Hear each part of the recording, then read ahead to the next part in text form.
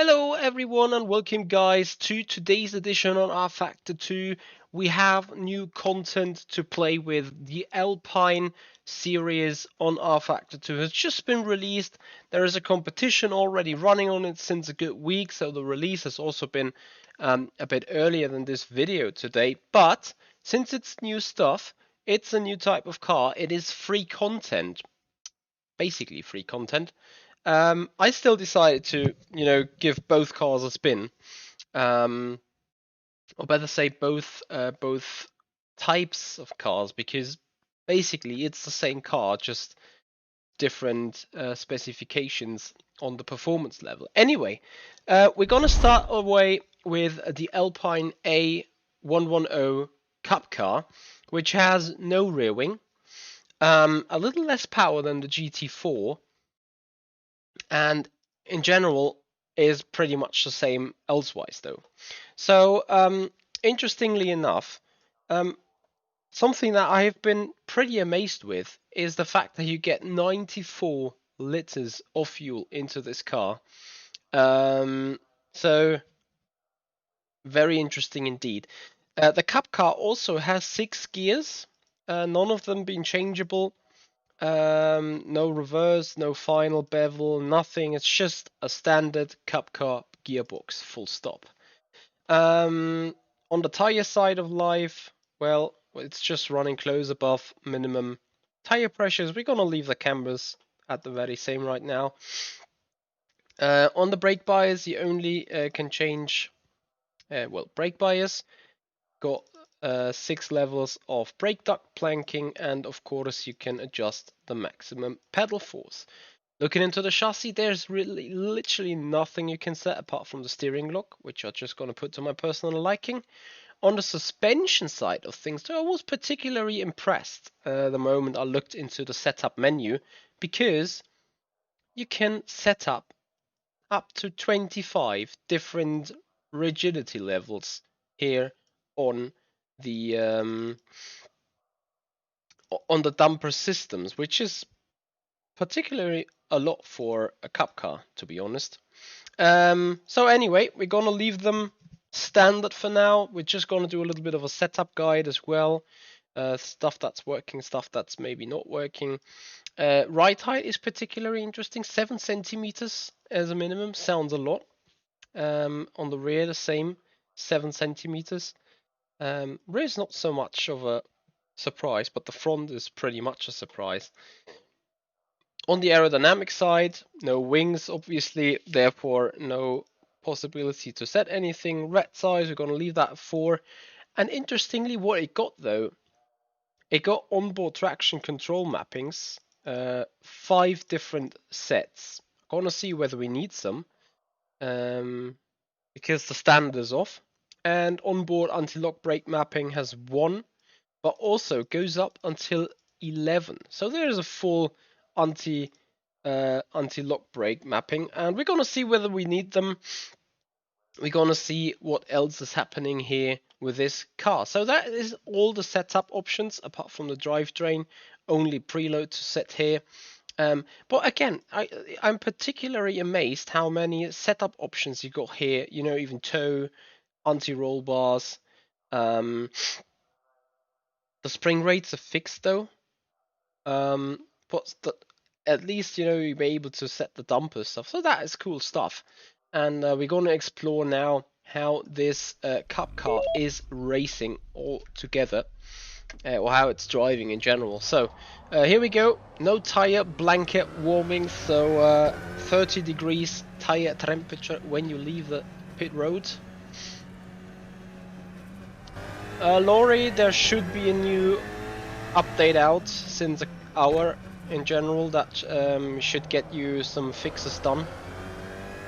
Also, I've decided to run the car, both the cars actually, so the Cup car and the GT4 car around Portugal, because it's going to be one of the venues in both Alpine Cup and the Alpine GT4 series on the official competition system, so you can come back to this stream every now and then, or to this video, and get your dose of setup work that you can deal with.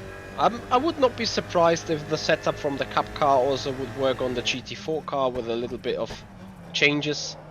But let's see how the Cup car feels first. Low power indeed. Remember, it's just the Cup car, got no aerodynamics really. So you need to purely drive it on the mechanical grip.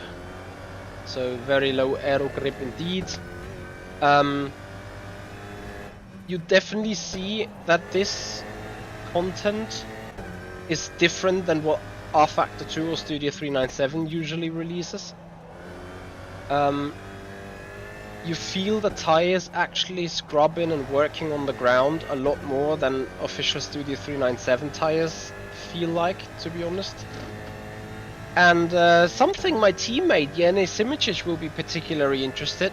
It is a real tire driven car, and I do not see the temperatures rising under acceleration, so Jerne will like this a lot. Ooh. It got no brakes though. So I need to really get used to it.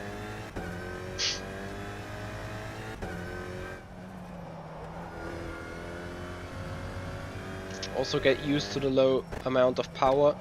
I guess you really need to carry as much speed as possible through the turns to also keep favoring the exit speed and make use of the low power indeed. I agree, Lexa. I do not feel like the traction control is off per default, but I do not feel any issue in terms of traction right now. So I think that the thing I'm particularly more interested in is adding the ABS system. I'm still streaming on the iRacing, oh dear. Let me quickly press P because we're in the offline session, and let me change this real quick because of course this is fake news. rFactor 2 action, there we go, should be changed. If you want to refresh and check, I'd be appreciating that. Hello Joao, endless understeer you say? I don't think really it's a lot understeering. Like, of course it got no front end splitter, of course it's a cup car, it's heavy and it's no big machine, but the front suspension has been set up softer than the rear end, and to be honest, one does feel that a bit. Like the car is not, you know, to me it turns better than a BMW M2. The lap was a 1:46.82. Yep, Billy, it's Estor in. Brakes. And as long as you keep a little bit of trail braking attached, I'm pretty sure you can make the car turn pretty nicely.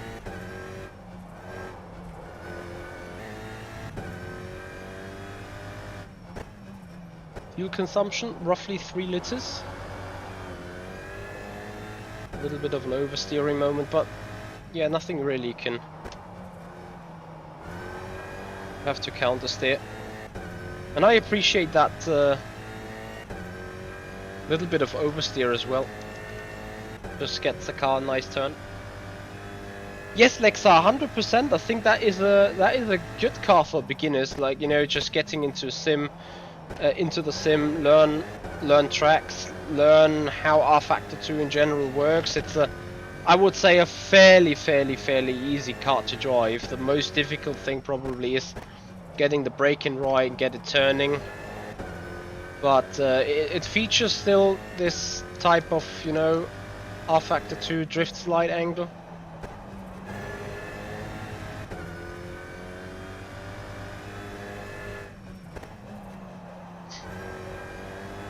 Let's see if the final turn is somehow flat.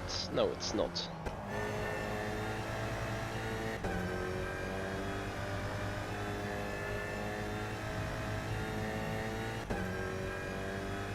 You kept murdering the tires, the front tires, I guess.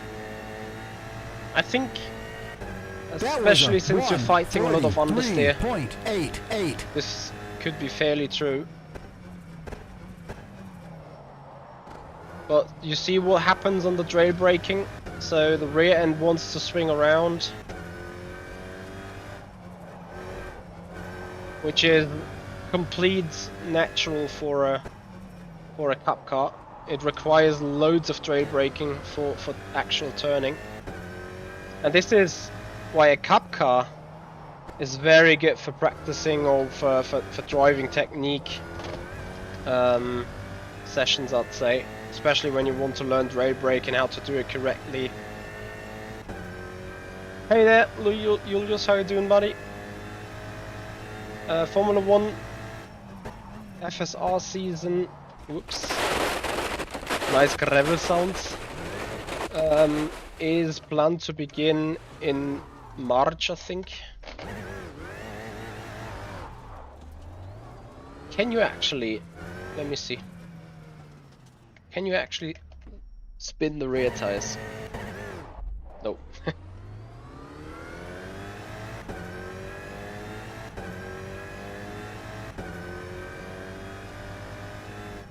Some vibrations, you say, as the tires are starting to wear out. What vibration, or what would you consider tires are worn out in terms of the LCD and its values? XR, no pressure whatsoever. Take your time.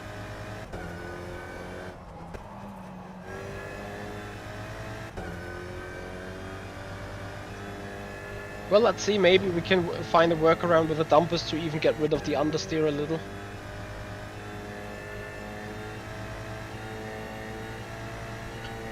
That was a 2:03.64. The vibrations still come from locking up the brakes.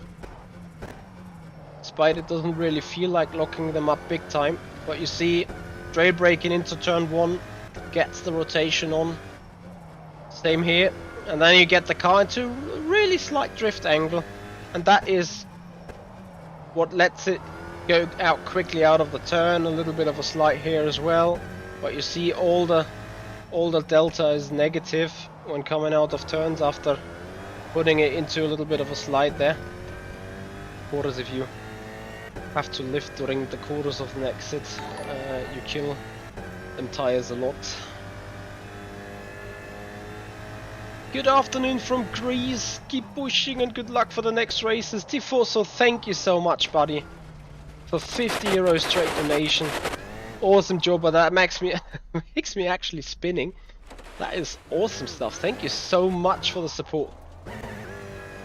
That is mega.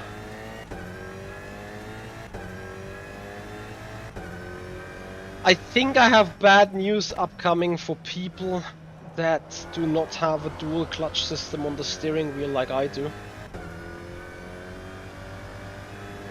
Yes, I agree. I think it's more about flat spotting rather than actual tire wear. What I'm gonna do now, I put the anti-lock brake system up to maximum and see what happens if I smash the brakes into turn 1. Maybe I just can get a super easy, nice braking in there.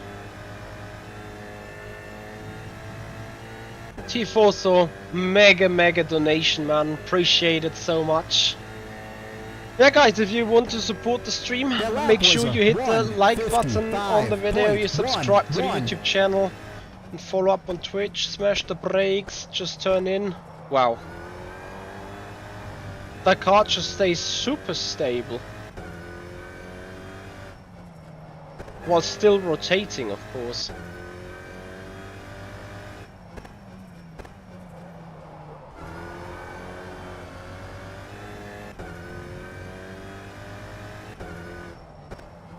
I got blown away so much by the performance of the anti-lock brakes, I forgot to finish my sentence. So please follow up on Twitch, subscribe to the YouTube channel if you appreciate the content, and of course, just like Tifoso has done, I always appreciate a straight donation, which helps reinvesting into the stream, into the show, into everything. That gets us always going to the next level. But of course, this is no requirement by all means. I super much appreciate your help though. So let's see if those tires are still a bit fresh. But you see, it has understeer, but the car is kind of super easy to drive. Anti-lock brake system surely makes sure you don't lock up the tires. Just brake and turn in. And it also gives you a proper trail brake, because if you push too much on the brakes, the car just doesn't want to turn despite ABS and everything. But if you just attach a little bit of brakes, you give the car that ability to still steer and go around the corner. That was a 1:43.85.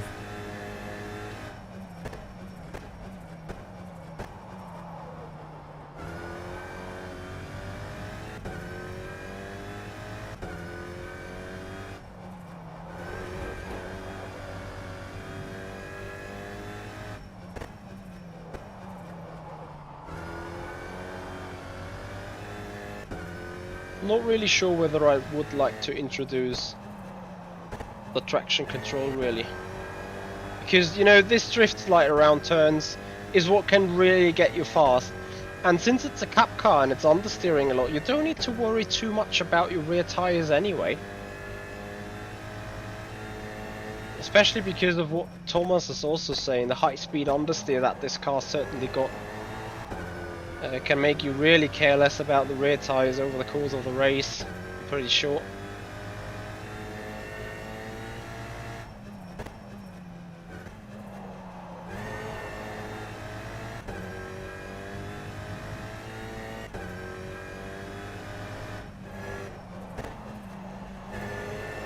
Still, trail braking is is important for this car, because trail braking really gets the weight to the front, push the tires down.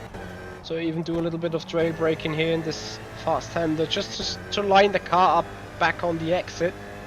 It's loads faster than just lifting, and well, we can try it next lap. We're still improving, so the tires are still goody on the car. The lap was a 1:43.31. To a certain extent, unless it's just the driving that gets better lap by lap. But now I missed the turn 1 apex quite massively. Can we improve still?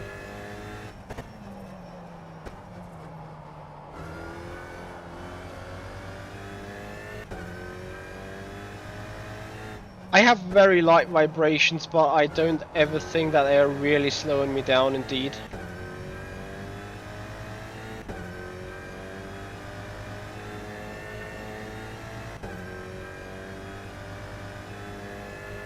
But I'd still say, well, we're gonna do the back-to-back test.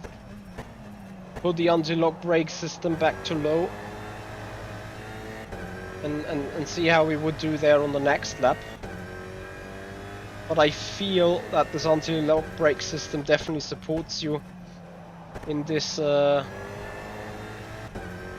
circumstance, or in the general driving. You see, apart from the first couple of corners, that performance is pretty much identical with the lap we just did. So the fast hander coming up, this time I don't brake, I just slightly lift or try to control the car here on the inside. And yes, we have a higher exit speed, but can we keep it on the black stuff? Yes indeed. So Yes, it was a bit faster, but only marginally. You see the exit speed is kind of the same. That was a Anti-lock brake system back to 1. 144.03. Let's see, turn 1. It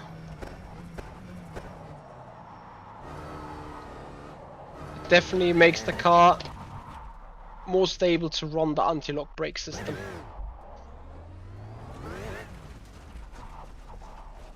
Noise. Yes, Laurie, it rotates less into the turns.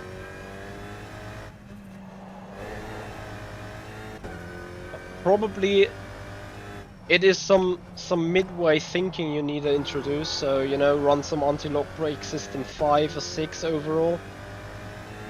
Because I'm spinning way too much into the turn, or there's way too much rotation into the turn, I think.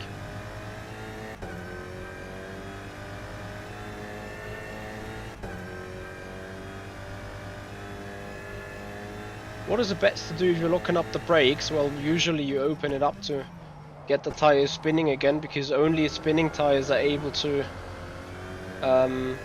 transfer lateral forces there, tifoso.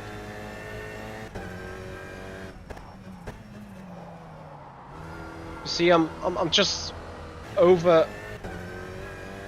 spinning too much. So what I'm gonna do now is I put anti-lock. Oops, sorry. I put anti-lock brake system to 5 and see how it feels around the course.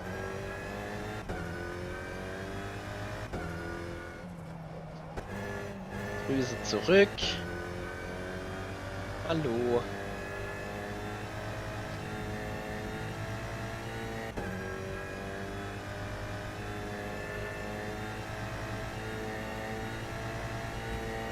That was So, a 200.75. let's see how the anti-lock brake system works when it's slower.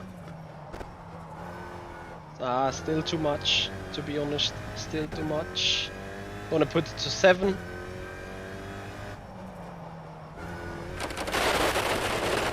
Now I should put my skill level back to 11, I think.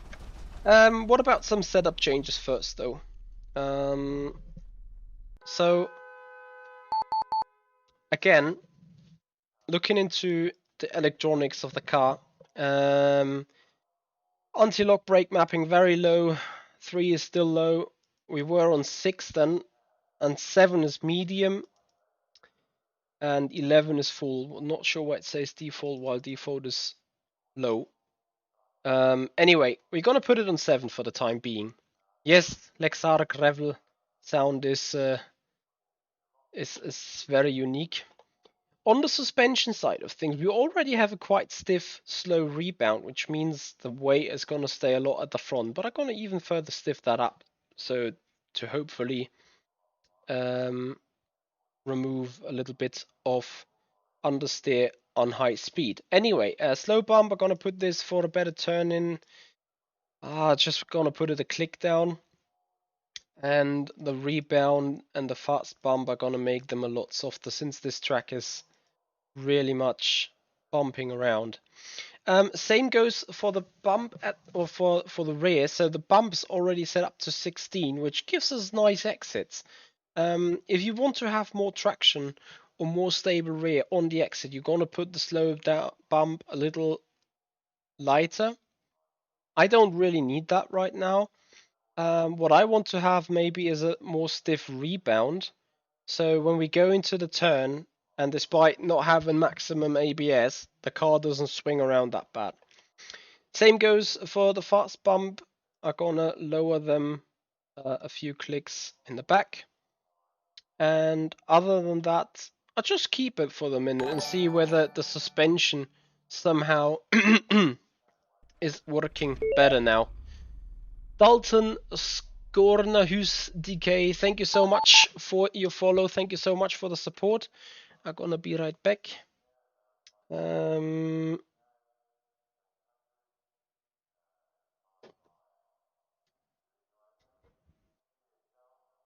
on the way out to pit lane.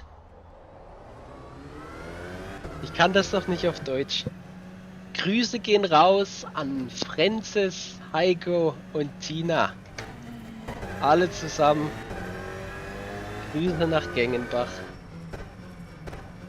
Und danke fürs Zuschauen. So, back to English, guys.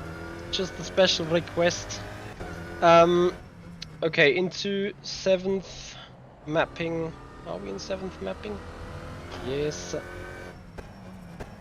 Let's see if especially the balance is improved into the fast right-hander onto the start-finish straight.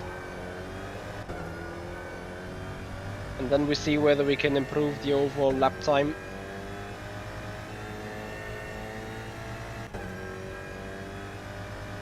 I really recommend the car though. It honestly, it feels fun to drive, and I feel that it is fairly, you know, it's gonna be probably a bit tricky to really go mega fast in it. Gonna probably require special driving, but to enjoy the fun, to enjoy racing, and to enjoy rFactor 2, I think this Cup car is pretty much what you need. And remember to test rFactor 2 and good content. This car is free.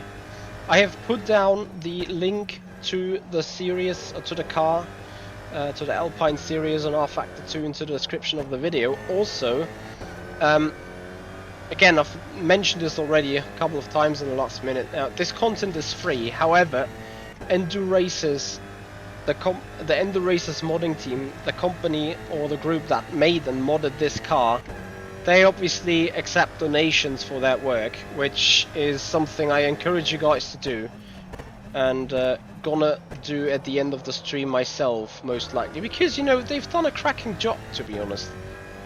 This car feels pretty nice, and I'm not entirely sure, of course, what it's based off, but out of the box, the raceability of this car is just great. It's good fun.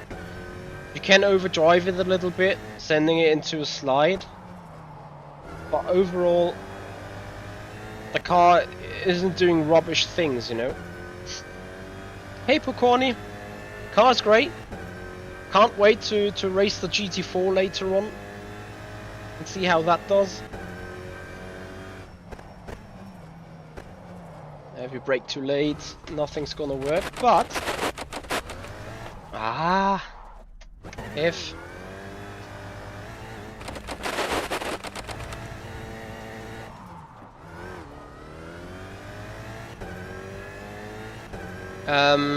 what I wanted to say, but you can still, you know, with a little bit of ABS, can still correct your mistakes pretty easily and not necessarily go off like the way I did now.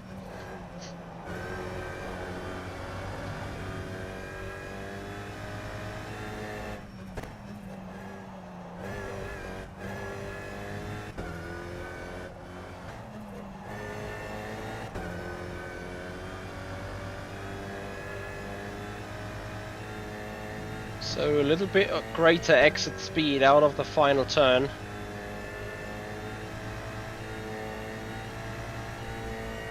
That was a 151.10.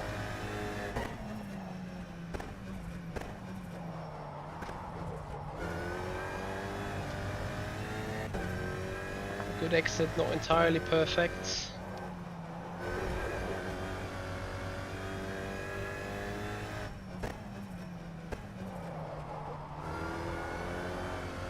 Keep that car lined up with the exit.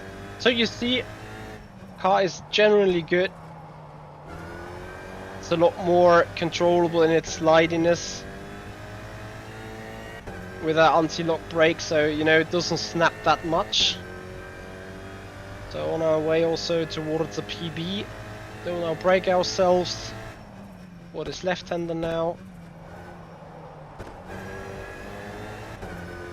Need to carry as much speed as possible into the turn then. And especially for this turn, ABS is very much beneficial. You see all the exit speeds are looking really, really good. A little bit of trail braking to get the nose around.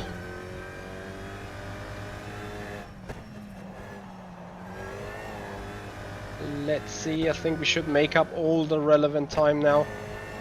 After the setup changes here in the exit of the fast right-hander. It is still understeery, but you see, you can push it a lot earlier and a lot harder. And still gain that little bit of time out of the final turn. That lap was a 1:43.24.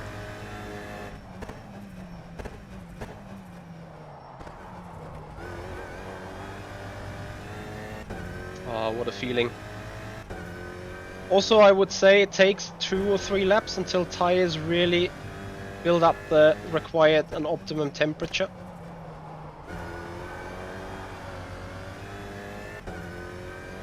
Hey Richard.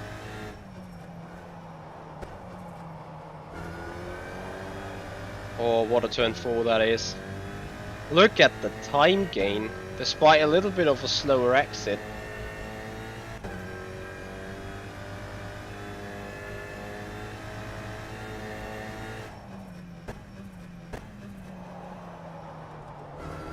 Overshoot a little into that apex and then try to stick it with the rotation on the inside of the curb.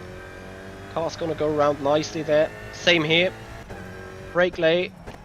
I kinda attacked the apex late. I attacked it too early a bit.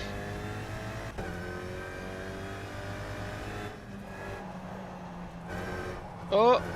Oh! No! Kept it straight, but lost valuable time.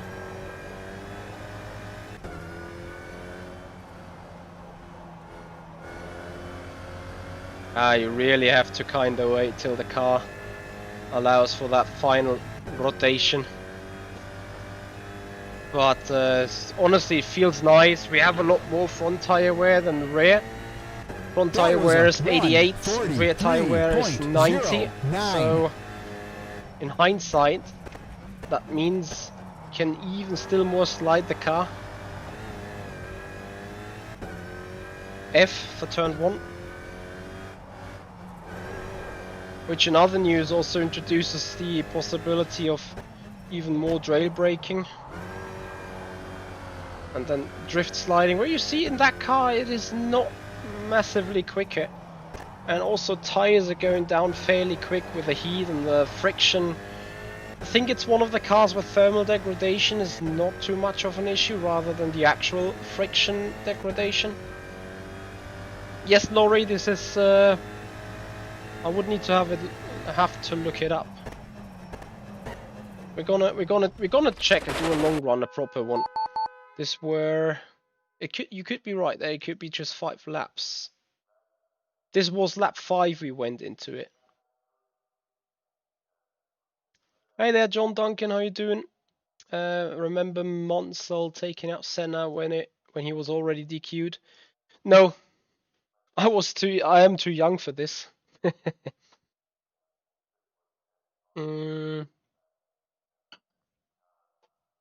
Okay, let's see how long a full stint takes.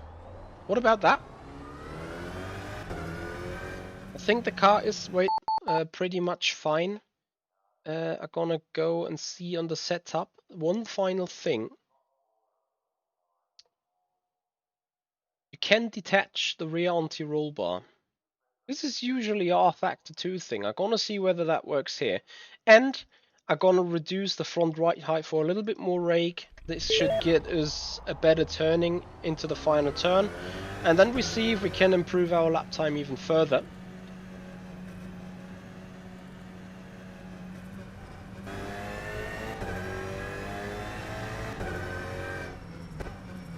I hear you very much, Laurie, about the scrubbing.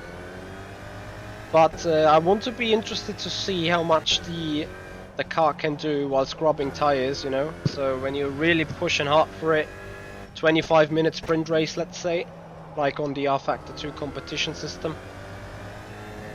Oh my goodness me. Anti-roll bar to 0 in the back introduces the heaviest understeer I've ever experienced in this car. BKSZ, what kind of add-ons are you talking about, or what kind of add-ons you got in mind? So this could be a car indeed that needs some rear anti-roll bar in order to rotate. It looks quite much the case.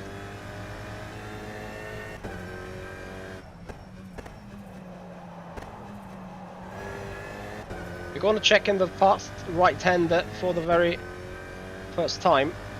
Like, you know, right now I just can't get temperature into the rear tires. I see the front's been lit up all over the place. So I may think about just changing that around. Oh dear.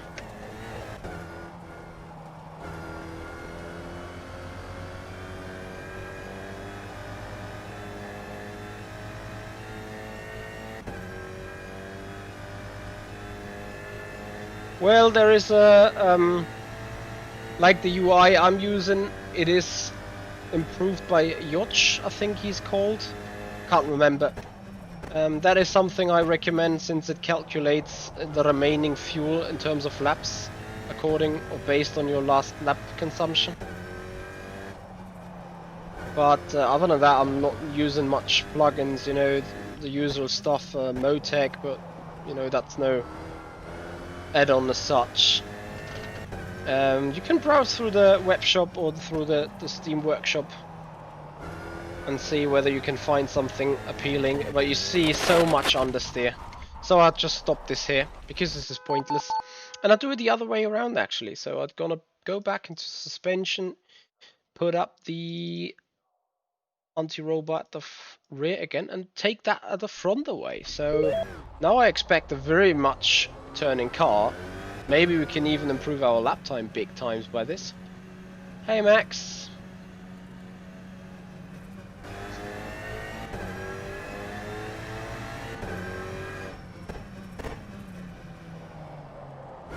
Ooh la la.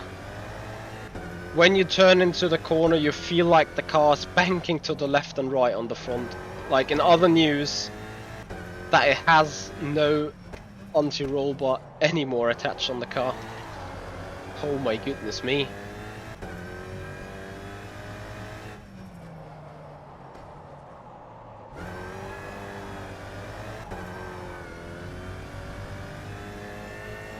Interesting. So you see the effectiveness of an anti-roll bar quite frequently and quite extensively here.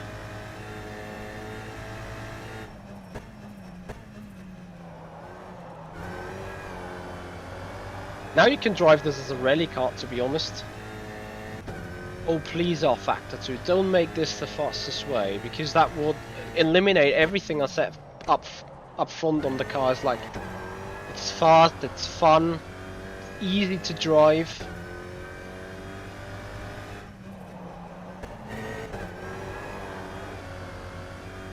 Uh-oh, issues. Well, it could be a qualifying setup potentially. Let's see about final turn. Wow, suddenly this is easy flat. But the rear left is now at 94 while the front is still at 98.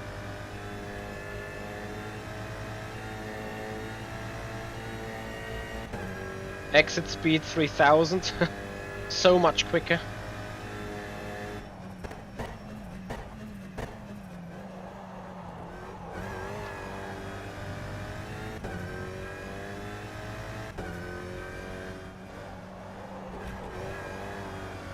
Uh-oh.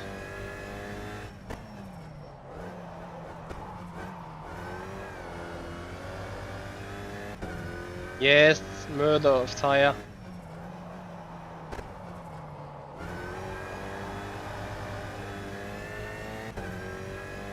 But I say this is overdone. This is way too oversteery. Mate of mine, Dennis Jordan, would say finally the car turns. But to me it's turning too much.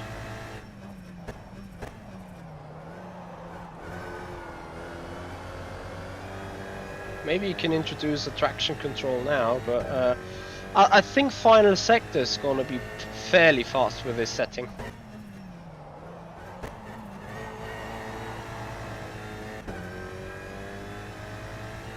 I'm very much interested about final turn indeed.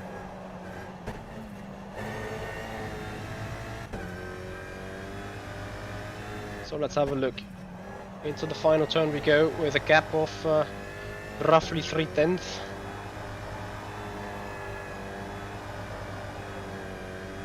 So you find a 10th here. But the tyres are dead. So honestly, I'm just gonna box because I don't think you would survive a race like this. So what we're gonna do instead though, is you put back the anti-roll bar and the front back to 210. And the rear a fair lot stiffer. Combined with even more rake, we're gonna put the front to minimum. This should give us a balance that is pretty much desirable, I hope. And I'm gonna do a little bit of a cheeky thing. I'm gonna bring my lap counter on 20, which means leaving pit road, press escape and start again, so that we can see how long A does a fuel tank hold up, and B, how long do the tires hold up. Hey there Inyafas, how you doing? Long time no see, buddy. Laurie, make it all soft, you say? You mean all soft all around? I'm not sure if that's a good idea. Thinking about the long term, but let's check this first. So we're going into a little bit of a long run, seeing about the consistency of the car, seeing about its stability overall.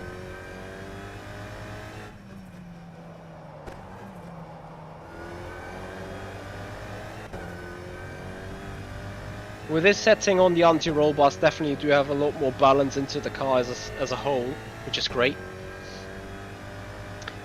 Also, guys, stay tuned. We're gonna check the GT4 version of this Alpine car as well, just right after we finish working a little bit on this one. Oh, do you see the lovely balance of this car now? Awesome. Just so great.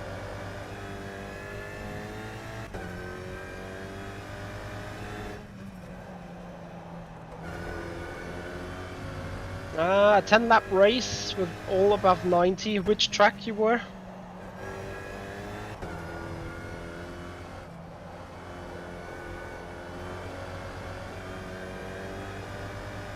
I think even now you have enhanced speed through the final turn. We'll see this in our long run now.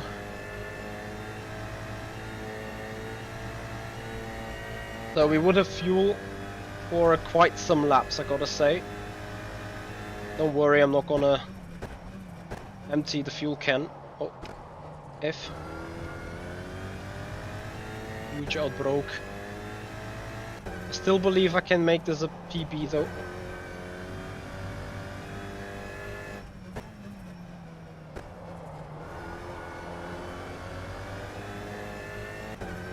Hey Pete, how you doing?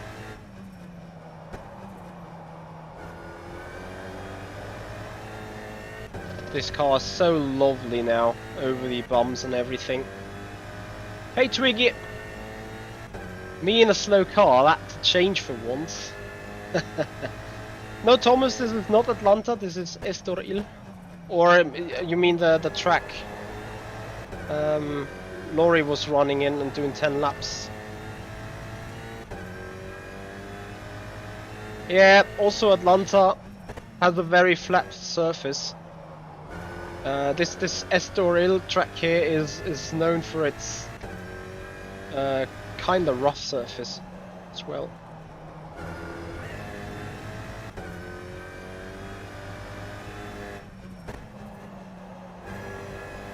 So, final turn's gonna decide it. And we're gonna do it. Wow, so nice. 1.5, probably a 2/10 find out of final turn up to the start finish line. That was a 1. So PB indeed, despite screwing up turn 1.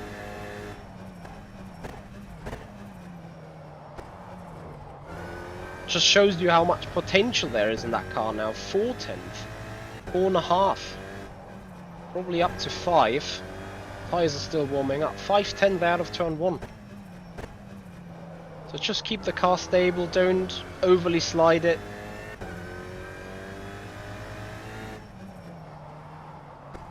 Probably too much of a slide here. But a nice exit indeed. Awesome car. Really like driving it. Thank you, Pete. Thank you very much. I'm doing well as well. Or doing goody. A little bit of a slide is fine here, just to get the little bit of rotation required around.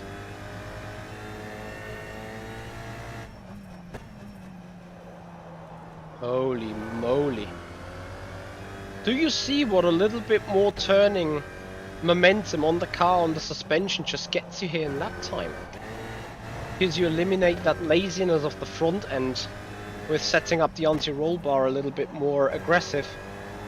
It's just 6.5 tenths. Actually, yeah, 6.5 tenths. What a reap! Just nicely onto the exit curb. A little bit of grounding.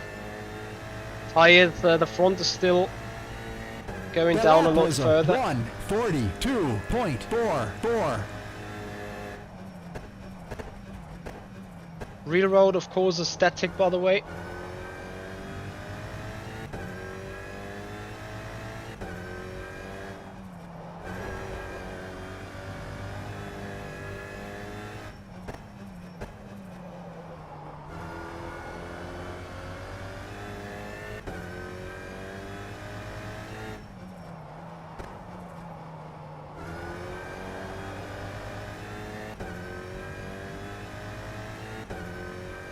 I agree. This series, I think it's going to be fun. Honestly, I believe it's going to be really, really fun. Can't wait to see how the GT4 will drive. GT4 race, by the way, could come up midnight.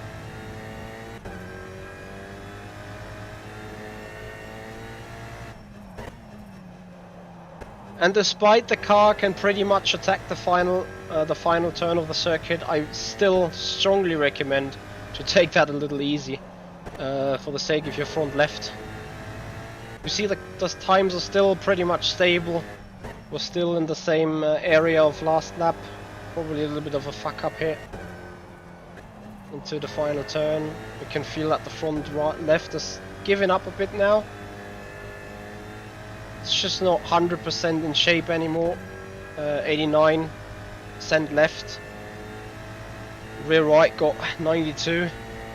That was a 142.73.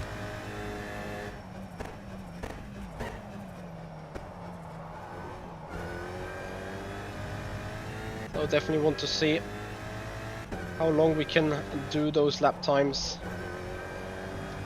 in the course of a race. This is all important about understanding the car and the tires. You know, it might very much be beneficial to just scrap off half a second of potential pace in the beginning stages of the race, just to keep them tires in a better shape for a longer time, and therefore have a lot of more rubber left in the end of the race. But as we can see, 4 laps into the stint, tires still in good shape. Grip wise, it seems.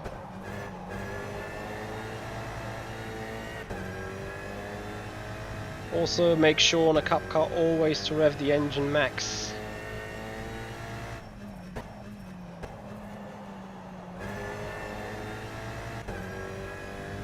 And let the car go on the exit as much as it can. And also some good advice would be not to turn too much on the steering wheel. Just try to also rotate the car a lot on the braking or on the brakes, rather than overturning on the front, because especially with that understeery car you have, if you start to attack the car on the front left while murdering it, it's gonna go further quick away than you want it.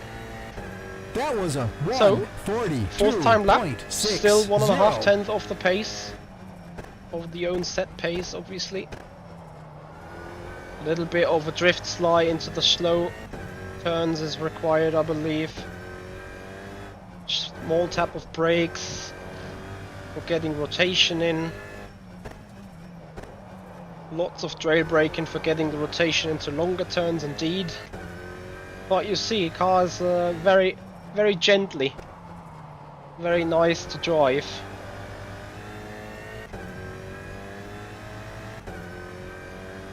No way tires are dead, tires are fine. I personally can't wait to race this car though, to be honest.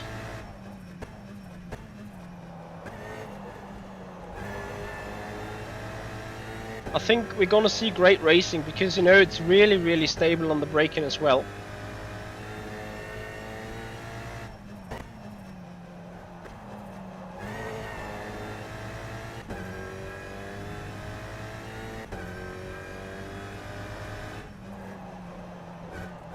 And this is a sentence I like to read very much so, and I completely agree with it. Finally driving looks realistic, unlike the GT3s in most cases, which is very much true.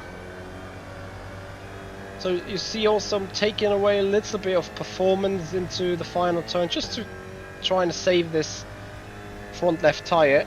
So still just 800th off the PB. That was a 1. So tap cams, you're absolutely right. And I appreciate you saying that, because this is a good point out. Apart from this turn 1 probably, where it's still like, you know, drift slide, and if you just get it right and yeet it perfectly around, it's the quickest way. But other than that, it's just, you know, proper trail braking into the turns and then accelerating out of it as stable as you can do it. Same with the turn in, you want to keep it kind of stable, just a little over rotating, and then try to catch this rotation, try to make use of that rotation to get it out on the track, get it out on the straights.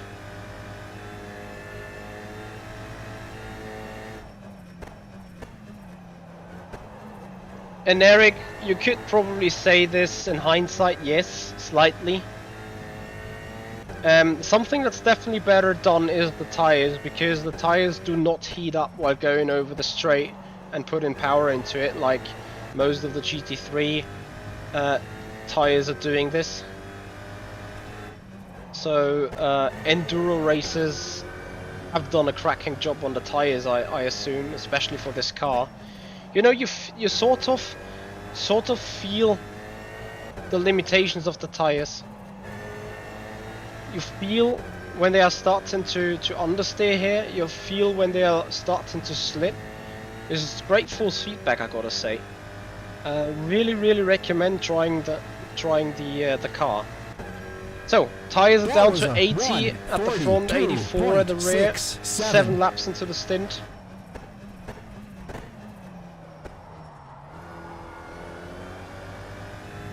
Drift slided into turn 1 is still a thing, of course. Turn 2, just taking away a little bit too much speed here.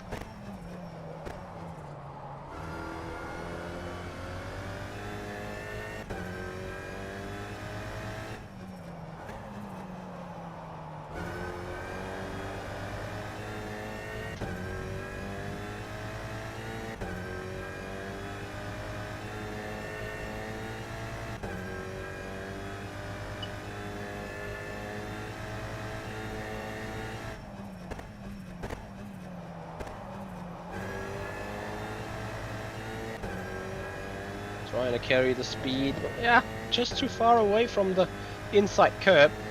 In this car, this is, you know, this is a special one. In this car, it may actually matter how short you can make the way rather than how much speed you can carry through a corner. Oh dear. F. Missed that turning and point and everything.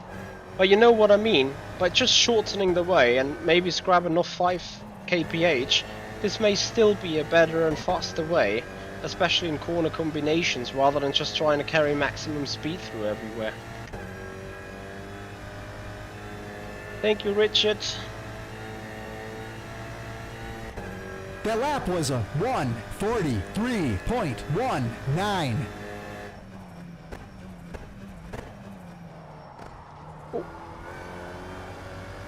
too much of a slide there.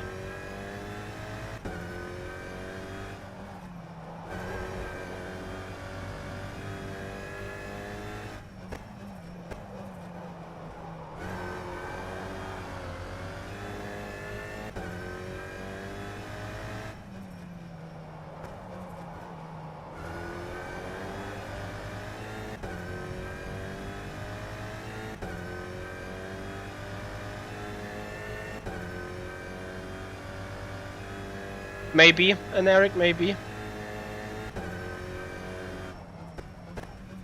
Time will tell, future will tell. Jimmy Ellison will tell. You see, tighter cornering, it gives us less time lost there.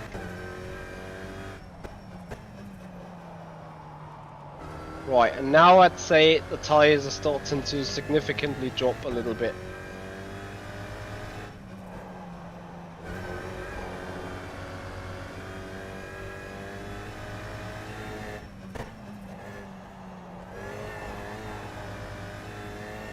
See, final turn.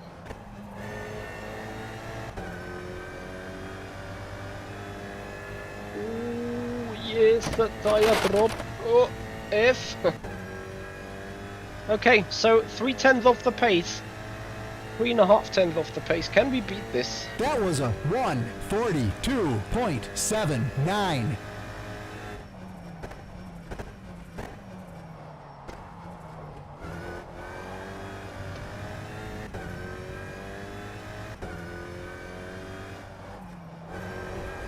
I really feel, yeah, I'm starting to understeer off the track here and there now. So really feel that the tires are degrading a very bit.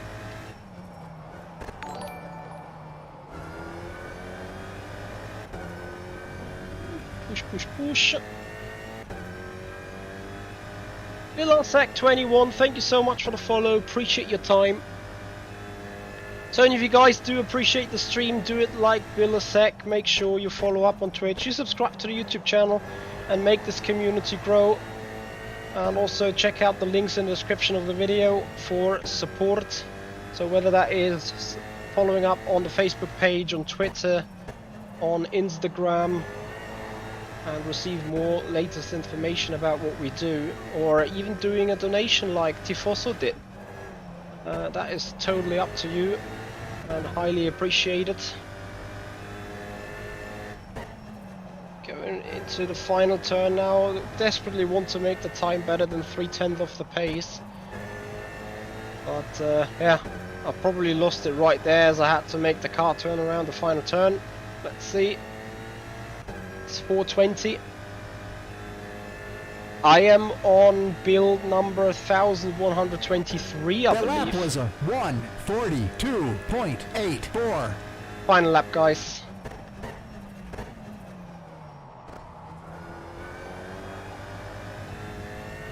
Wow. A perfect slide through turn 1.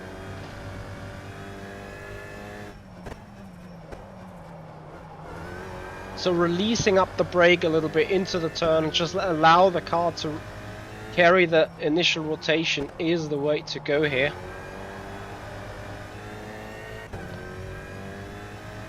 Yep, Villasec, there was a hot fix. They rolled out roughly 2 hours ago. At least I think that's what they said. It is a V1123. Oh, too late on the brakes. Too late on the brakes. Yeet into that turn. So, and I thought tires were that, but we're looking to be a PB right now.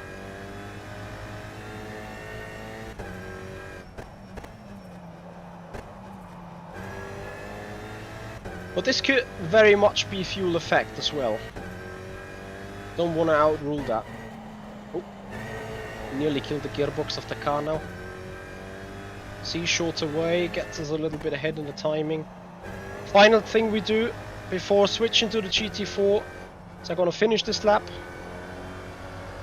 Yeet it around the corner, and then we jump into the GT4 and see, not in the GT4. We're gonna unfuel the car and put low fuel in It is a PB The indeed. lap was a After 10 timed laps. 1:42.26. 67 at the front, 71 at the rear on tire life. We're gonna have a quick look. We did start with 43.0F, 43.0, 42.4, 42.7, 42.6, 42.5, 6, 43.1 was a bad lap, 42.7, 42.8, and then a 42.2. Bilasek, I guess because most of the guys on the multiplayer haven't updated their servers yet, which is a thing you need to manually do. It's not updating like a client. So let's see what the fuel effect is on the car. We need roughly 10 liters for 2 flying laps. And then we're going to jump into the GT4. I'm going to save the setup and I'm going to make the setup available to you guys later on when I post this as a video. Because I'm going to split up the stream afterwards. Shaiku, you want to see the tire? In what way? I can put on the qualifying view so you can see how the tire heat works. And leave it on the tire LCD.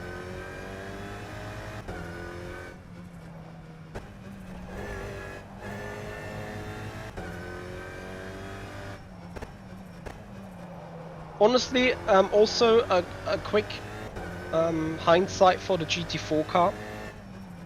The GT4 car is on a better engine. The GT4 car has a rear wing. Apart from that, GT4 car's chassis is the very same than the GT Cup car, not the GT Cup car, than the Cup car itself. So I could also imagine that the setups from the Cup car can be operated on a GT4 car. Let me see.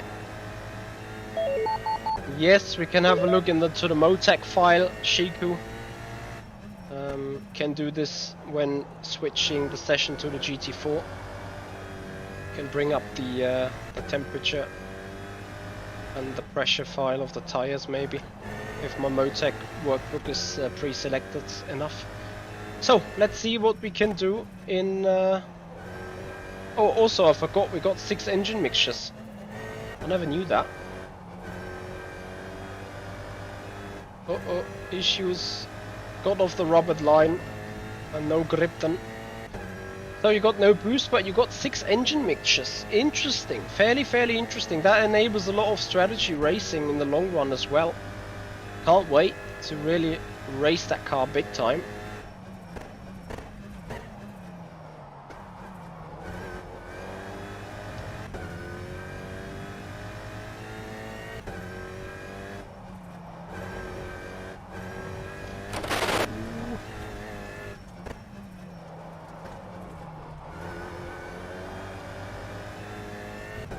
Happily I do 2 qualifying laps.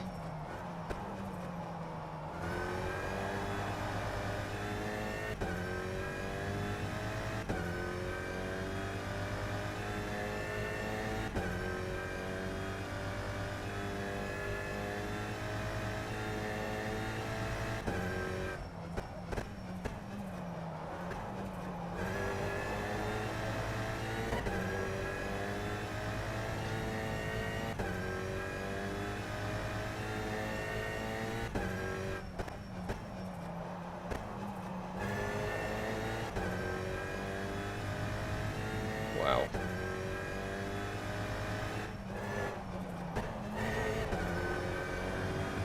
This feels so goody.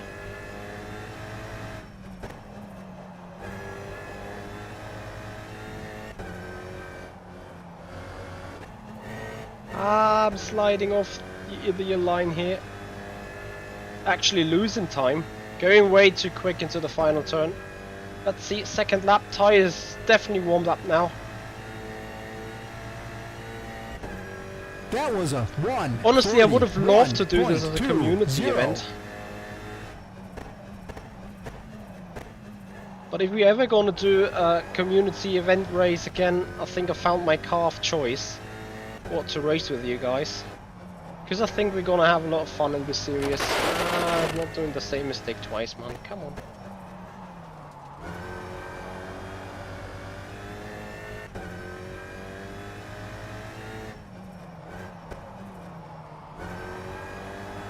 Yeah, I'm afraid for slow speed turns, the drift slider Llama rFactor 2 driving style is still beneficial, but it's not so much required. Like, of course you need to push the car a lot. Of course you can swing around the apexes. I need to rotate it with a throttle, but as you can see, it's not like I'm gaining ages on it just from doing it.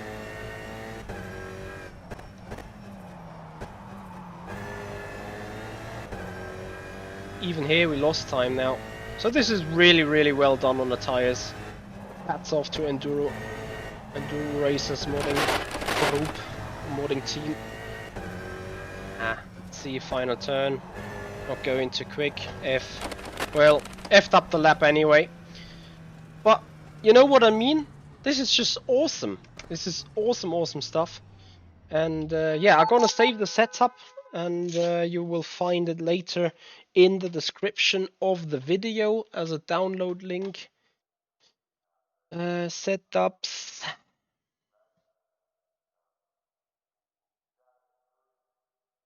I misclicked it. It's so retarded. Yes, save.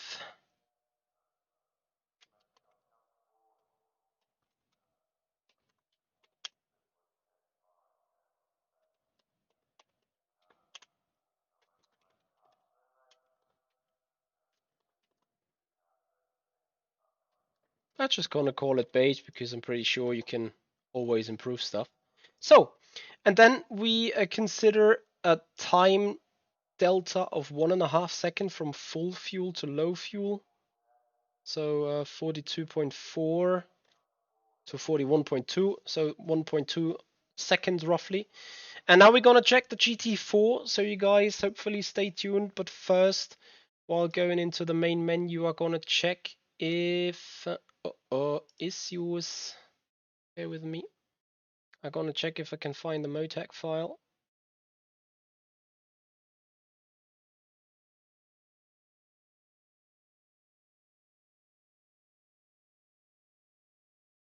So we can have a looky real quickie on tires and stuff.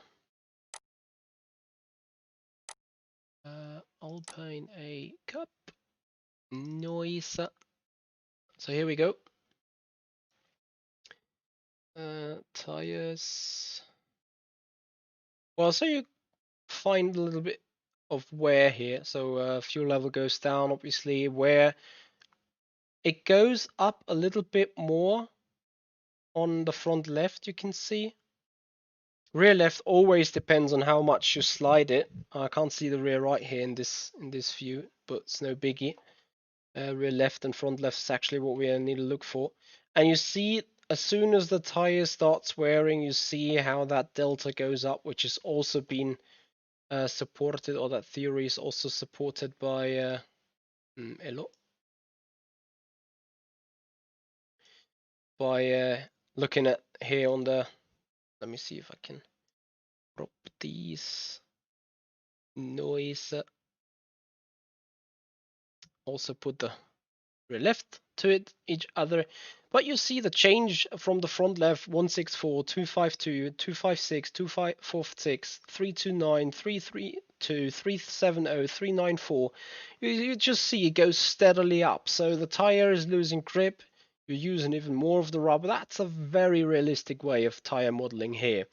Looking into the tire temperature, in the long run, you're gonna start pretty low, and then the same basically happens. Like here, you know, that the core temperature, mid tire temperature is around 60, 80, yeah, between 70 and 60 here. Remember, it always, I'm just gonna have a look at the end of the lap. So it's the mid tire temperature on the front left is 65, and on the rear left 62. Then it goes 63, 60, 61, 63, 72, 66, 70, 66. So you see also there's a steady increase, 74, 64. There's a steady increase of temperature as more as you use in the tire, more pressure on it, stuff like that. So that's about the tire temperatures. But you see in general they cool down and they stay pretty cold, like 74, 75 degrees all the way. They're not going above 80 or 90 core temperature itself. Also, you see the optimal tire temperature, it says 99.85 degree, which is the yellow line. I'm not sure if that is a set variable by myself or whether that comes from the physics file. I think that could actually be a variable from myself. Looking into the tire pressures, with the tire pressures on the tire constantly heating up, on the core tire constantly heating up, the pressures obviously go up and up and up and up. And since, let me see if I can find temperatures. Yeah, it's perfectly modeled. The mid rubber temperatures go steadily up. Actually, the rear left at some point reaches, if that optimal tire temperature is true, the rear left reaches that in the core in lap 8, which would support the theory why lap 8 has been our fastest lap. Well, I'm not entirely sure. Maybe someone from my team knows. I would need to do some research on it.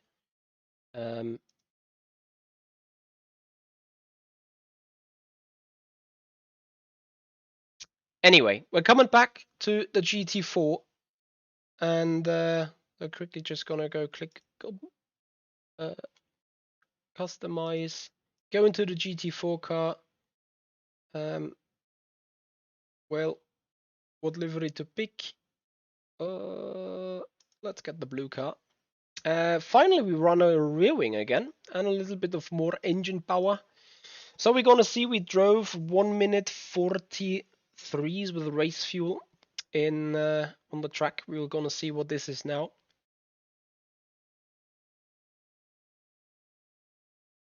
In Yafas, my swearing has become less. Oh my goodness me. I am so sorry. I am so sorry. Why does no one tell me about the screen? So coming back real quick at this Motec session. So you see tires are constantly heating up because people were interested in the numbers. Not sure if one saw that really over the big view. Tire temperature. So that is the core tire temperature. Those are the tire surface temperatures. So they always keep building up once been, on the friction, of course. So a quick scroll through what's going on there.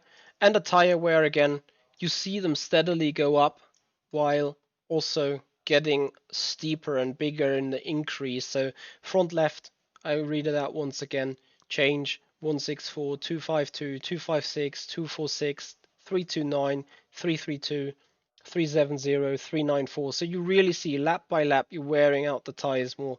What goes for the front left also goes to the rear left to a certain extent. It also increases where 149, 227, 288, 348, and then kind of becomes stable, always dependable on how much I did really slide the car and how much I really did slide the rear into the corners. So that's gonna do it for the GT, for the Cup car here. I thank you so much for watching this video so far for the Alpine A110 Cup car, and we're gonna keep going with the GT4. It's gonna be a new video though, but all guys stay tuned here on the stream because the stream's gonna be the same. So yeah, if you guys appreciate the content, if you guys appreciate the effort here with the Alpine A110 Cup car, then please give the video a like, subscribe to the YouTube channel, follow up on Twitch, help us to hit our marks, hit our goals, and make this community grow. Also check out the links in the description that point you to the car, to the website of Endo Racers, and to their donation link, because I believe they deserve some donation, which we are most likely going to do at the end of the stream, live here on the stream, if the GT4 car is good, which we're going to have a look now. So, welcome then to the Alpine A110 GT4 car, which compared to the Cup car has a rear wing, has a stronger engine, probably also engine modes and stuff, but we're gonna have a look at it. So straight away, checking the fuel, I would not be surprised if we at 94. There we go. No lorry, we just keep going. On the gearbox, nothing you can change there as well. I haven't checked whether the gearbox is longer than on the other car. Not entirely sure. Tires also the same. Slick and wet compound. It is literally so much the same. Brake bias settings, chassis settings, everything looks pretty much the same. I'm not entirely sure if this maybe is a bit different, but you can't change it anyway. On the suspension, like even the suspension is the same. And with the same options. The only difference now, you have some downforce setting availabilities. So what I'm going to do now, just out of curiosity, I go setups. Hello? I go to setups, go to Portugal,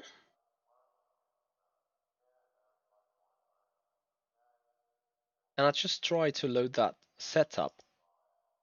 Doesn't work. F. Hey Shifty, how you doing? Hey Tim.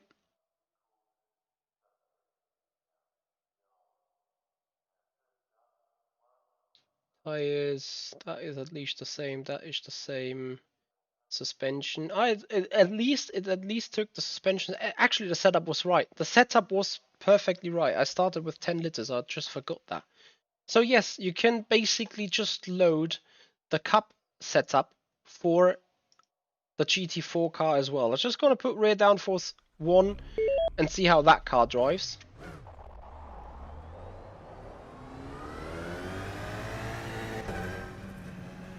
Engine sounds pretty much the same. I'm gonna keep the anti-lock brake system the same. Still no traction control.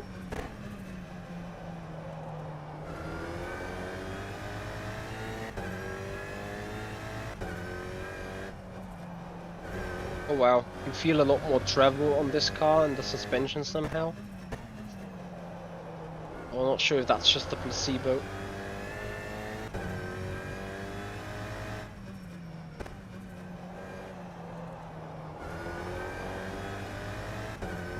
Yannick Flies, yes, competition system is always down on a Wednesday for updates. It will go online later tonight, maybe even at midnight at first.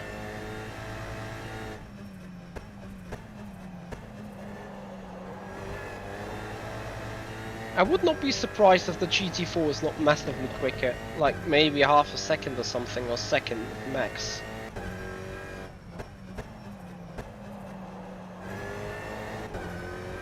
I mean, one could say definitely we now have the advantage of the setup already being there. It definitely hasn't got significantly more power because I still feel that you cannot really spin the rear. I may be wrong though. What I also found interesting is that you can just straight away put rear wing 1. Let's see though. You're welcome, Yannick. Let's see what the car performance is in the GT4.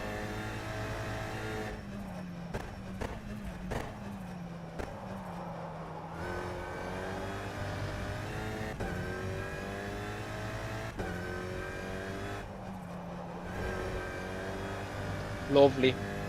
You feel the car really from pitching nose down and turning in when being on the brakes.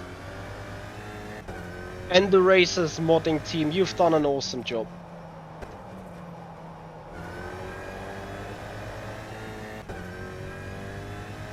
Them guys deserve a donation for their work. They need to keep going or release more of that content.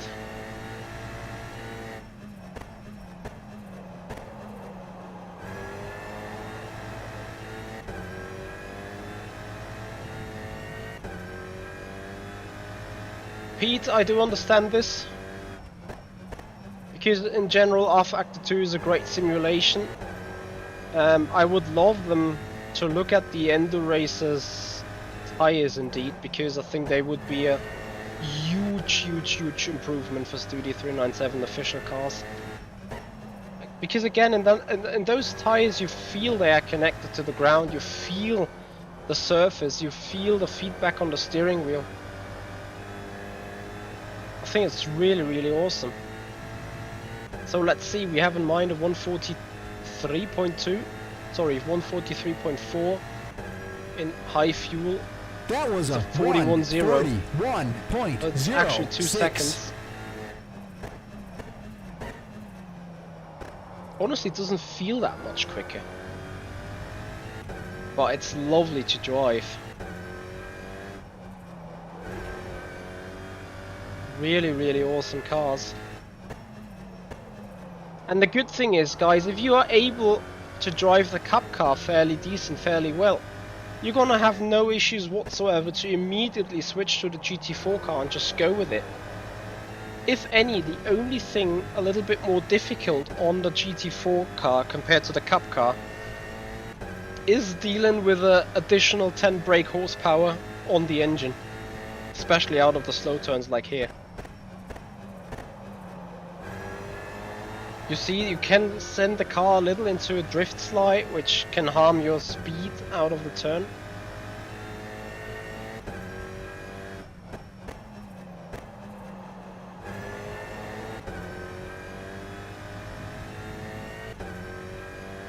This is super awesome. Guys, I can't wait to race that car in a competition system. I believe it's going to provide great racing. It's going to be a great school car. 100%.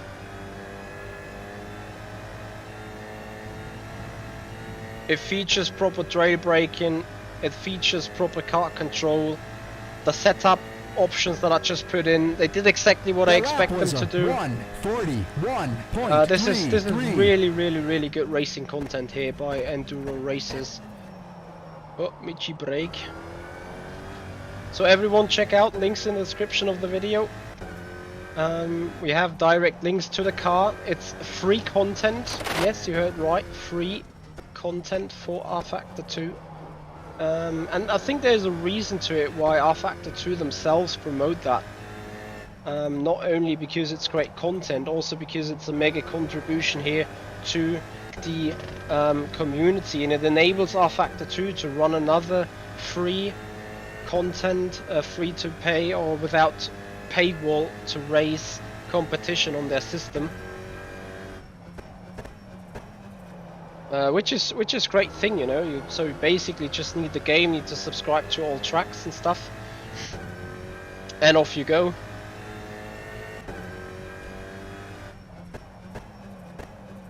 I should not look at that much at the chat. Well, I would say this is Schrödinger's racing, you know, it's real and not real at the same time.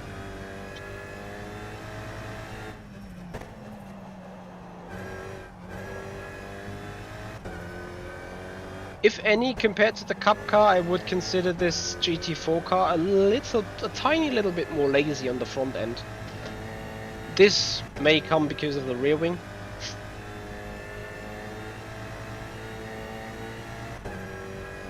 It's also a lot more tire wear on the front compared to the rear.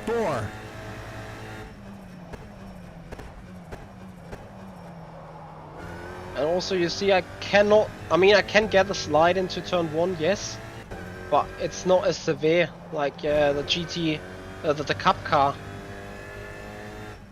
rotated a lot more into that turn 1 corner. So either you need to drive this way more brutally with the front end and just swinging the car around, which to a certain extent the car doesn't do thanks to its rear wing. Hukoni, there will be no race right now. There may be a race midnight potentially if the system is up and if I'm still up for it. Oh, too late on the brakes, too late on the brakes. But yeah, to really make that car turn, you need the real trail braking, and you need to attack the front tires a lot more, which means in hindsight here we could actually use again or try again a little bit of rear anti-roll bar and no front anti-roll bar whatsoever. That could get the car probably turning a lot.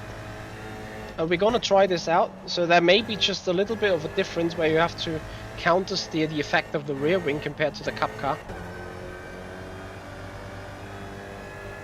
You know, the turn is endless, and now you've heat up the tires so much that it just gives up. So we're gonna try this. Do a few more laps. That was a 1:41.14. And then put aggressive anti-roll bars in. And here I also gonna do the test with no anti-roll bars all around. But I feel the car would just be too soft, I guess.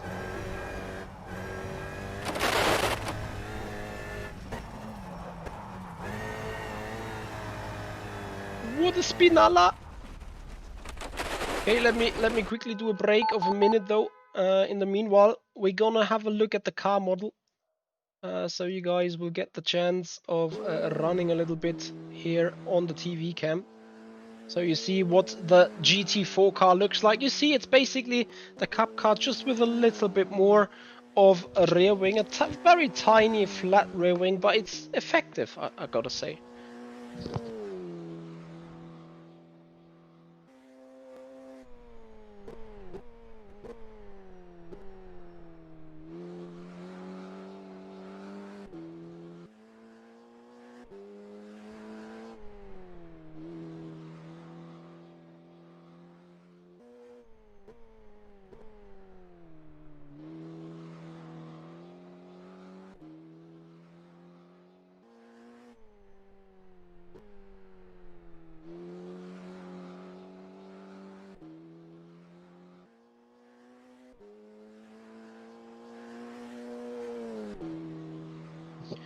So guys, once again, thank you very much for your time. Thank you so much for your dedication and the willingness to watch this. I appreciate it very, very much. And I would even more appreciate it if you guys decide to hit the subscribe button, to follow up on Twitch, subscribe to the YouTube channel, make this community grow, and give our channel a push. As I'm going to give this car a push now, in terms of setup. Which means, as mentioned, we're gonna try to go no anti-roll bar at the front and minimum anti-roll bar at the back. No, not no anti-roll bar though. And see if the car's doing spinalla now.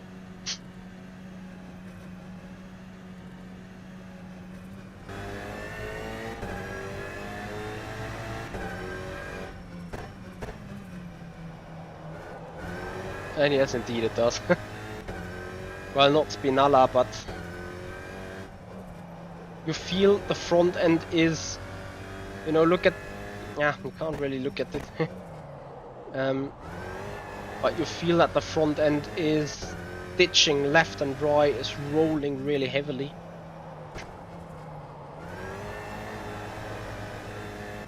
And I'd even say that the front end is now so soft, you feel that the rear tires are going to lift up.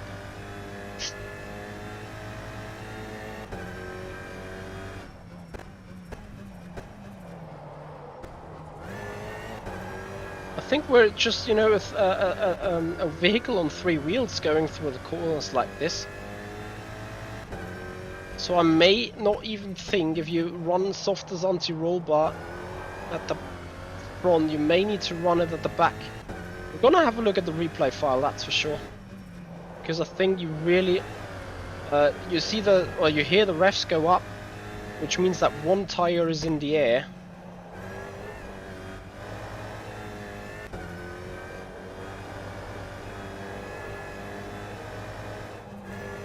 You're drifting through the final turns, just slow.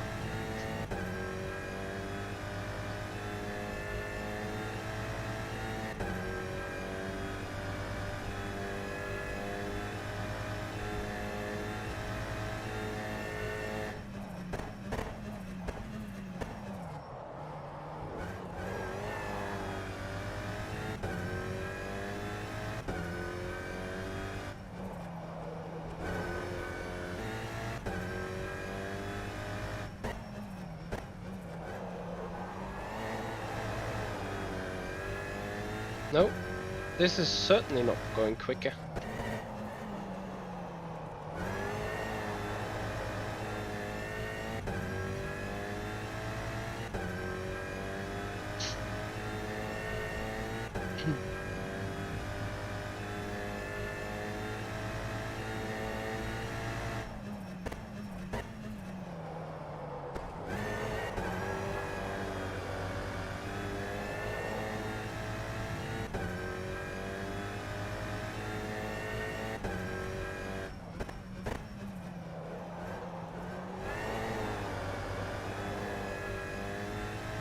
I will be interested in final turn if that is making up the time.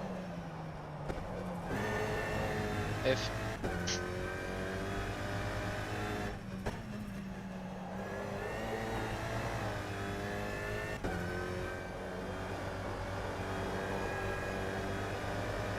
yes, of course it does, but not enough. Same exit speed, kind of, just more cornering speed and way more usage of the tire. So, as I said, we're gonna have a look into this lap, as I feel that the rear end's just gonna get lifted up, so we're gonna have a look from the very back end.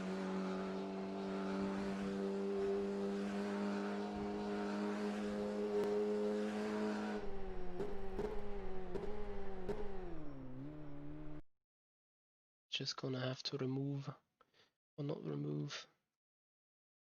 It's gonna go a bit further back, and then you see. Do you see this, guys? This is the tire definitely in the air.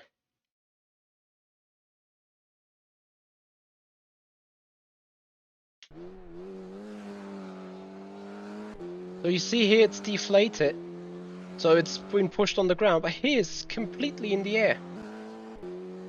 Completely no load on it. Here you see it very much so, especially with the front touching the curb. You see the shadow? There is no touch on the curb on the rear end, so the car is leaning so heavily onto that front anti-roll bars that look at the rear tire, how it gets pressed down. There's so much deflation on the rear tire, but the left-hand tire, or the other way around actually, it's just airborne.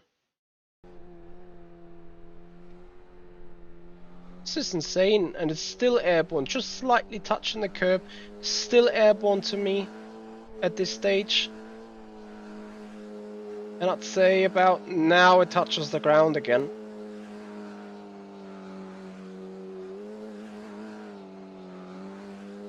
Wow, this is extraordinary good.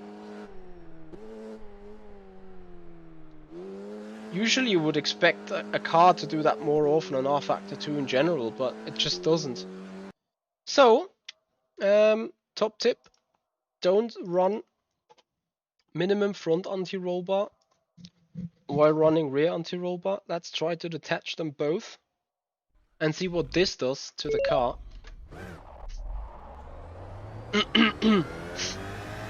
Yes, the setup was also harder on the tires indeed.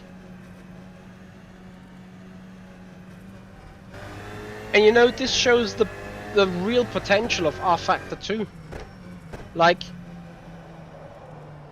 how the physics work, what the game can actually emulate and simulate. Oh wow, that car just feels lazy. Which, I mean, it's no surprise, is it? No anti-roll bars anywhere means just car traveling from left to right like a wagon when going over the straight. You see how the car's banking left to right? It's just sluggish. Sluggish also on the steering wheel. Good force feedback. Now the car just feels dumb and lazy and swinging and handling.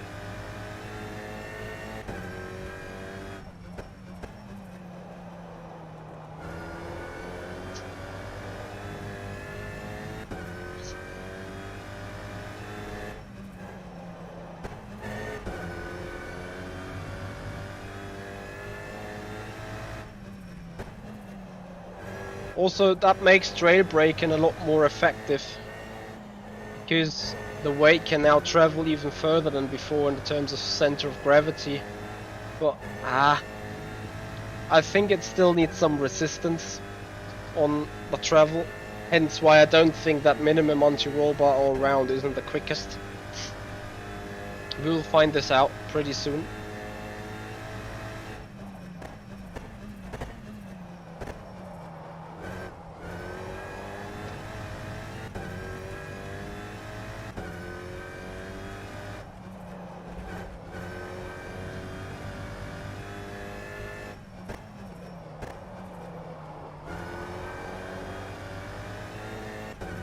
I mean, yes, the car has a nice kind of cornering stability, but it's lacking some. You know, we made it a lot more understeery after we had a softer front, a stiffer rear. Now front and rear are the same stiffness, which means it is a little bit more understeery as beforehand. So you need to get that little bit of oversteeriness into the setup suspension geometry, which you just can't do with minimum anti-roll bar at the front and some anti-roll bar at the back. So hence why I advise to run some anti-roll bar on the front and some more on the back, and the car will be nicely balanced then. Of course, in the high-speed corners and on the initial turn-in, this just works super well, while the last couple of corners have been fairly quick. But I think even in this high-speed corner right here, it just introduces so much understeer. There you go. So I think actually we had the fastest setting with a little bit of front anti-roll bar and a lot more rear anti-roll bar. 141.37.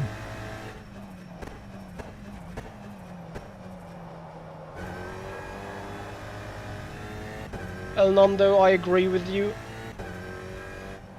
Despite all bugs, I will remain an rFactor 2 guy no matter what. It's the situations like that that make me feel good about it. Do this on iRacing, change something on the anti-roll bar, and sometimes you do not even feel a difference.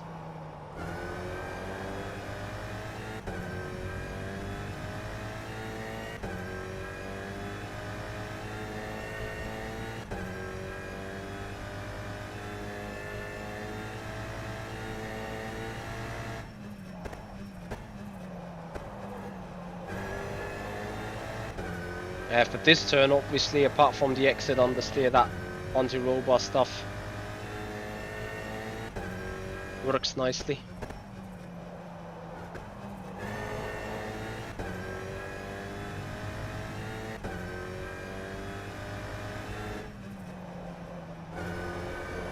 So can we get this little minus delta into the finish?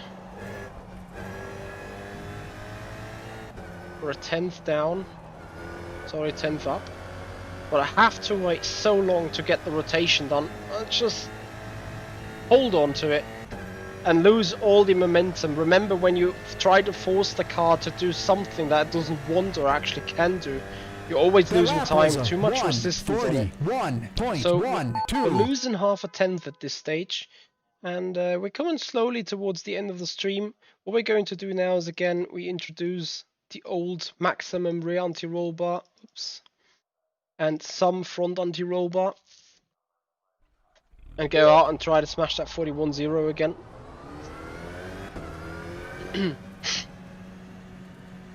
How about reducing rear toe-in to help it turn on the power?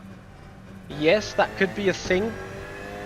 We can try doing this after we've tried to set ourselves a new benchmark in the current configuration.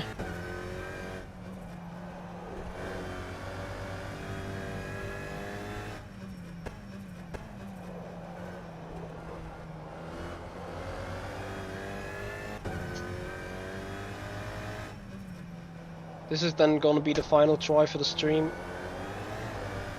A setting that will most likely also apply for the Cup car. Remember, chassis is the same, tyre, literally everything is the same apart from the engine power and the rear wing. But this is good fun. I look forward racing that in the competition system, that's for sure.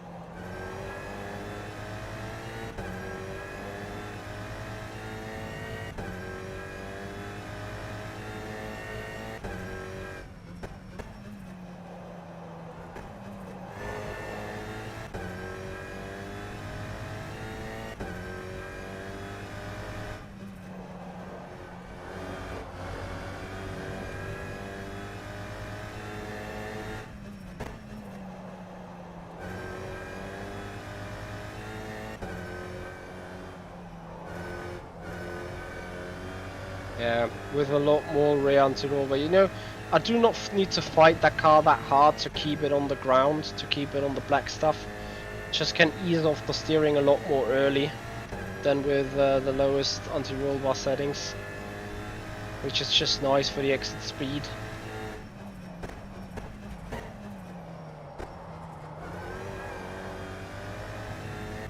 Also, first turn looks goody. You know, in general, there's just way more rotation with a stiffer rear.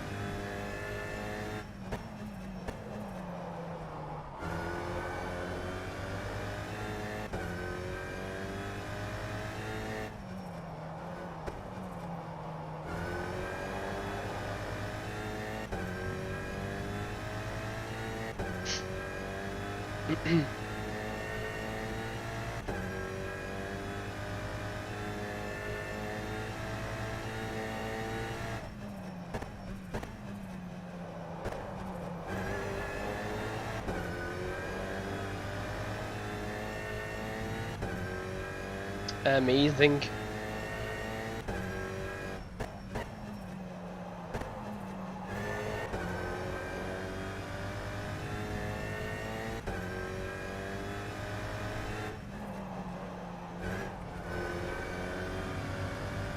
At the end of the day, you need a car that is rotating, especially in these conditions with a low engine power. You need a car that is rotating and can carry much speed while staying stable.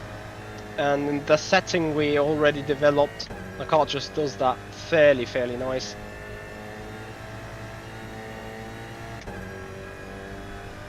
That was a 140.40.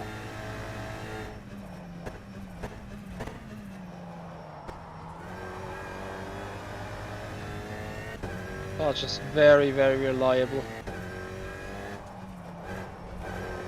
You definitely feel really much what you can do with it or what you can't do with it.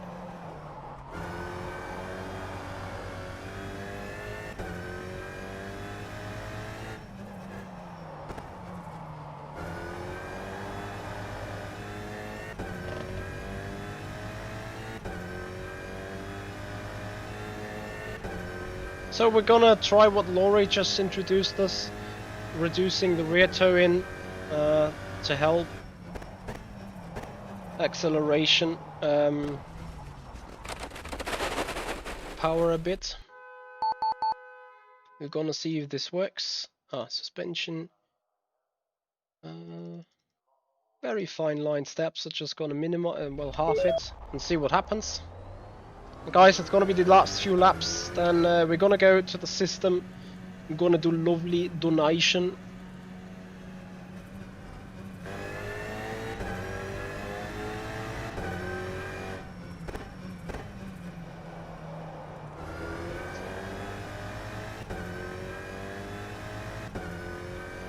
To the guys.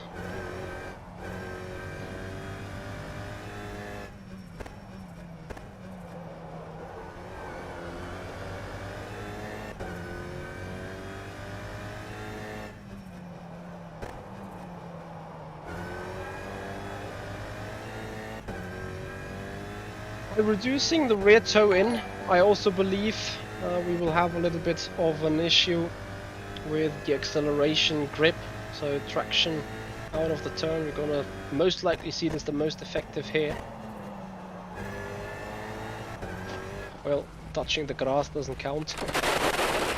Alpha String, thank you so much for your Prime subscription, 11 months in a row. Appreciate your time, appreciate your support, man. How you doing? I hope you're doing goody.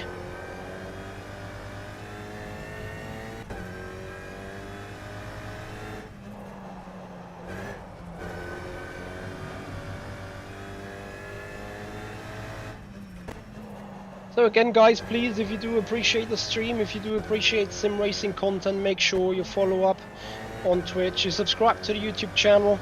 Feel also free to become a member on YouTube or a subscriber on Twitch. Our Alpha String just got this again, 11th time in a row. Thank you so much. And by that you will gain access to custom emotes. You will also enable us to use more custom emotes in the future. So that is mega support. But please, definitely, when watching on YouTube or Twitch, subscribe and follow on the channels. Help us to grow the community. And make sure to give the video a like. If...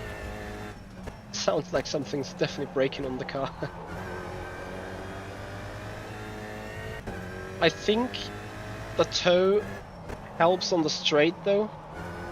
Like, little less toe in should give us enhanced straight line speed.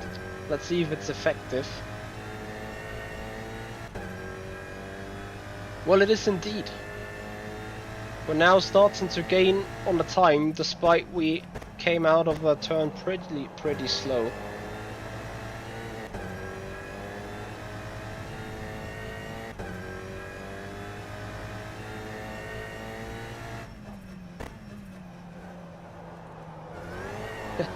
Glad to finally see you drive a car of a works brand. Is the Alpine, is that Renault, basically?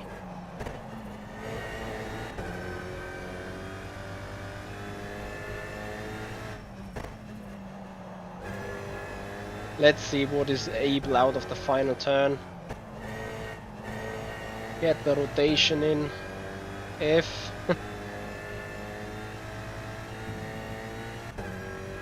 So, Delta should come down soon. Now it starts to come down. Thanks to the toe in, maybe. The lap was not much though. 40.81.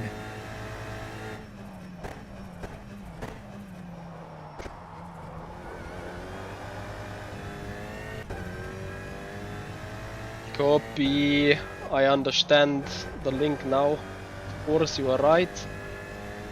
So guys, we're coming to the end of the stream. I definitely recommend those cars to you. Hey Lazy FL, how you doing? Cars are great fun to drive. You can actually spin the GT4 car. But guys, give this a test, honestly. This is a very nicely done car, Alpine series. On rFactor 2.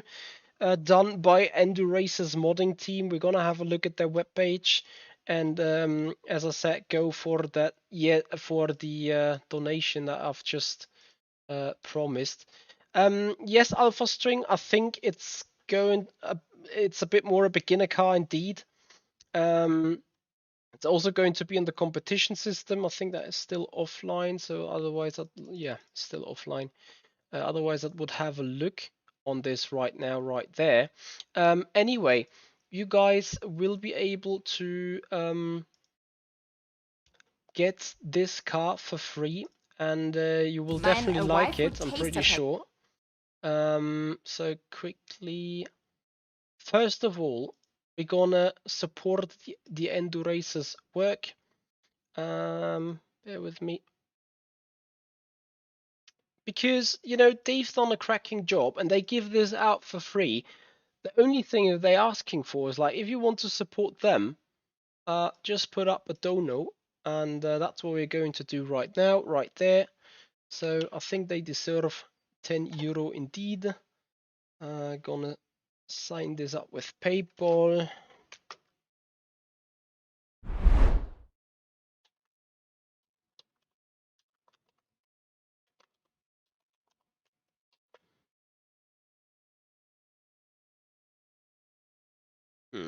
F.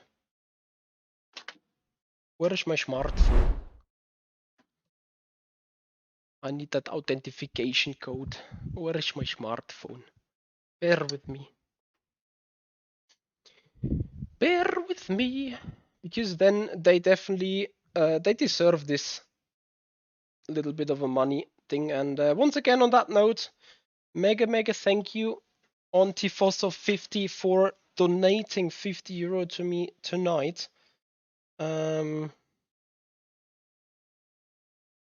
Gonna use them wisely, as you can see.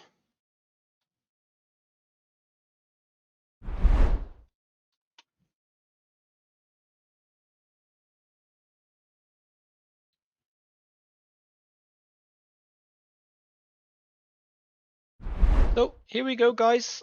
Donating a €10 to the modding group. They should definitely deserve this. So thank you so much, Ender Races, for giving us these cars. It's going to be great fun for the competition system, I'm sure. Again, the car itself is free. They do encourage a donation for their work. Like everyone, every content creator is appreciating this. But at the end of the day, you become a subscriber to the car on the Steam Workshop. So here's their webpage. They are talking a little bit about the cars. World Rally Champion, winner of 24 Hours Le Mans 1978, and World Champion LMP2 class. Alpine's success is a long kind of list, and you find paint schemes. So you find more info about the cars themselves. You will find also there are Factor 2 projects, which is you can go to the download direct, which means on their webpage themselves you can download the Alpine Series rFactor 2 build, RFCMP, or if you fancy of automatically updates, you just go into the Steam Workshop, Alpine Series RF2, just subscribe to it, and then you get it. And those cars are really, really great, I think, and I hope you guys have enjoyed this stream. I hope you guys have some good information on the car now. Please, once again, guys, thank you so much for watching, and follow up on the Twitch channel, subscribe to the YouTube channel, help us to grow this community, and then we see each other next time on the new stream, which means thank you so much, Divalas, Dwellers, how do I pronounce your name correctly? Dwellers? I hope I did that right, Dwellers. Thank you so much for the follow. I appreciate you guys' time. If I'm gonna do more streaming, make sure you subscribe to the channel so you receive notifications about when we schedule a video, when we schedule a stream, when we go live. Join us for more live streaming. And guys, thank you very much for your support. I hope you enjoyed it, and I see you there next time. Goodbye.